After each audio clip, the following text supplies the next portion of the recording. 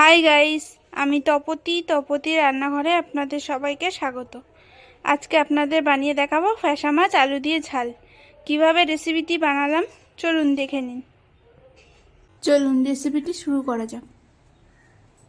যেখানে ফ্যাসা মাছ নিয়ে নিয়েছি, 1 চামচ নুন দিয়ে দেব আর 1 চামচ হলুদ গুঁড়ো দিয়ে দেব। মাছগুলোর গায়ে ভালো করে নুন হলুদ মাখিয়ে নেব।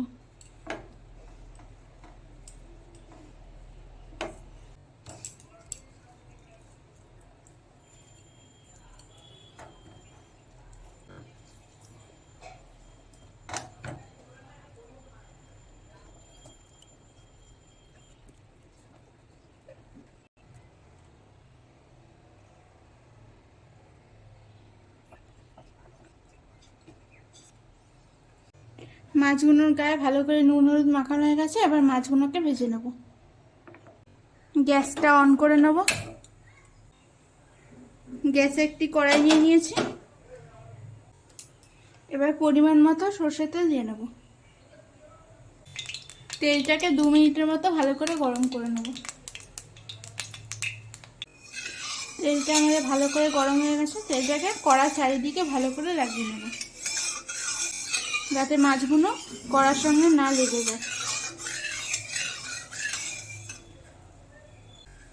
যে মাছগুলো নুন হলুদ মাখিয়ে রেখেছিলাম, এবার মাছগুলোকে ভেজে নেব।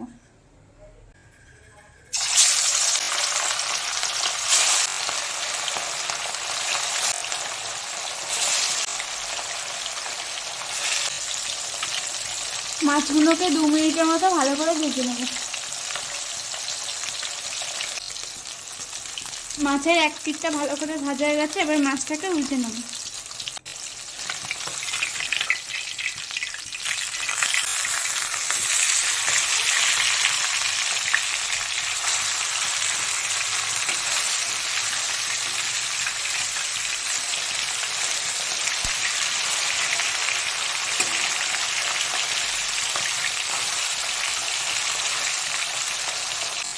মাছের এই পিঠটাকে ভালো করে ভেজে নেব।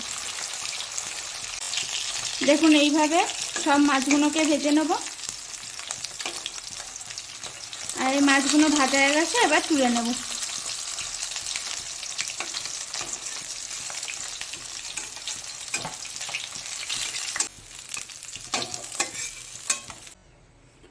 দেখুন, আমাদের সব মাছগুলো ভাজা হয়ে গেছে। ওই তেলের মধ্যে একটু গোটা জিরে দিয়ে দেব আর 2টো মিডিয়াম সাইজের আলু কেটে রেখেছিলাম। এবার আলুগুলো দিয়ে দেবো। দিয়ে এবার ভালো করে একটু ভেজে নেবো আলুগুলোকে।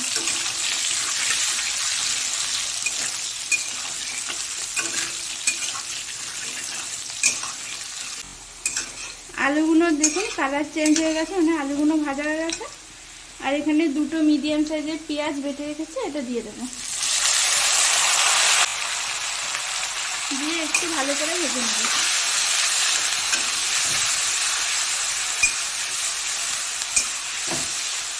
কতক্ষণ ভাজবো? যতক্ষণ না পেঁয়াজ থেকে কাঁচা গন্ধটা চলে যাবে আর পেঁয়াজটা কালারটা চেঞ্জ হয়ে যাবে।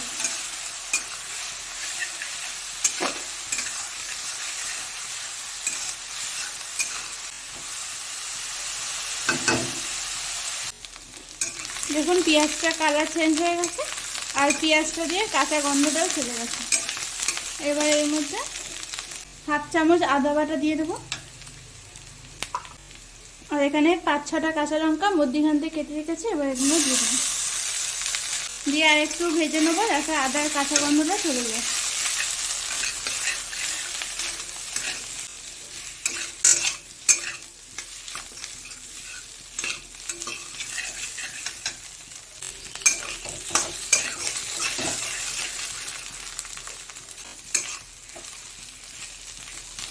আদাটাও ভাজা ভাজা হয়ে গেছে।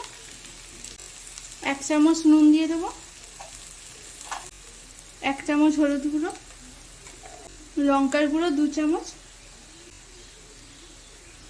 নুন ঝালটা আপনাদের স্বাদ মতো দিয়ে নেবেন। আর জিরে গুঁড়ো 1 চামচ। একটু জল দিয়ে দেবো। দিয়ে মশলাটাকে ভালো করে একটু কষিয়ে নেব। যতক্ষণ না মশলা দিয়ে কাঁচা গন্ধটা চলে গেছে ততক্ষণ মশলাটাকে একটু ভালো করে কষিয়ে নেব।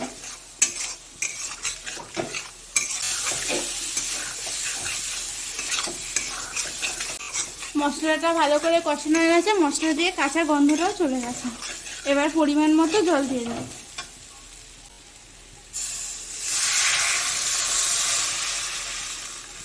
কড়ার চারিদিক থেকে খুন্তির সাহায্যে মশলাগুলো ভালো করে ঝোলের সঙ্গে মিশিয়ে দেব।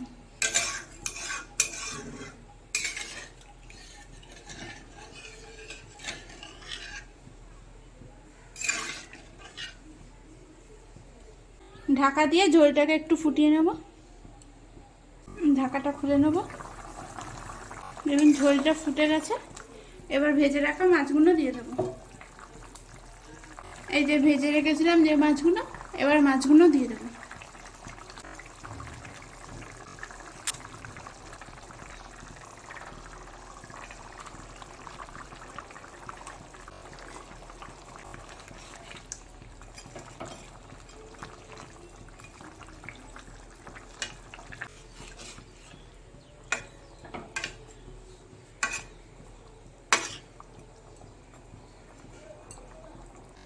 ঢাকা দিয়ে আর 3 মিনিট রান্না করে নেব। গ্যাসের ফ্লেমটাকে মিডিয়াম ফ্লেমে করে দেবো। 3 মিনিট পর ঢাকাটা খুলে তরকারিটা চেক করে নেব। দেখুন তরকারির কি সুন্দর কালার চলে এসছে। আমাদের তরকারিটাও হয়ে গেছে। আলুগুলো ভালো করে সিদ্ধ হয়ে গেছে।